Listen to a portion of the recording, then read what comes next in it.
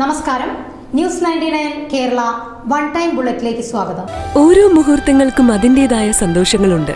അതിൽ ചിലത് ഒരിക്കലും മറക്കാൻ പറ്റാത്തതും. Azad gold and diamonds, Thazhepalam, Tirur.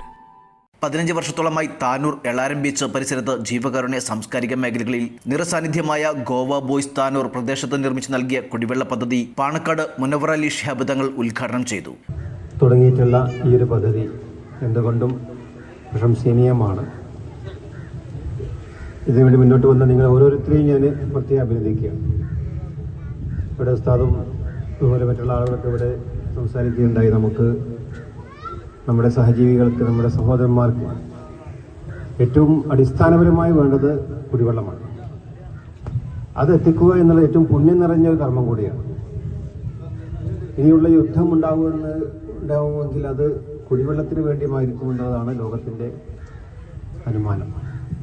ഇവിടെ ഒരു വലിയ മാതൃക സൃഷ്ടിച്ചിരിക്കുകയാണ്. ഇന്ന് യൗവനങ്ങൾ ലഹരിയും മറ്റ് സാംസ്കാരികപരമായ ജീർണതയൊക്കെ അതിലൂടെ കടന്നു പോകുമ്പോൾ വ്യത്യസ്തമായി അവർ നന്മയുടെ വക്താക്കളായി നന്മ ചെയ്യുന്നവരായി അവർ മാറുന്നു എന്നുള്ളതും നമുക്കവരെ എത്ര അഭിനന്ദിച്ചാലും മതി വരില്ല.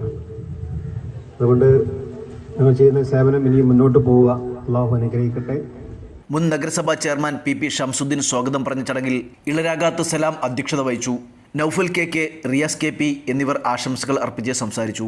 അബ്ബാസ് ഫൈസി, ഇർഷാദ് അലി വാഫി, അഷ്റഫ് CP എന്നിവർ നേതൃത്വം നൽകി. ചടങ്ങിന് റംഷാദ് CP നന്ദി പറഞ്ഞു. ന്യൂസ് 99 താനൂർ. 35 വർഷത്തെ വിശ്വസ്ത പാരമ്പര്യവുമായി എന്നും എപ്പോഴും കൂടെയുണ്ടെന്ന വിശ്വാസം. Basith wedding mall, Basith arcade, Poonkottukulam, Tirur.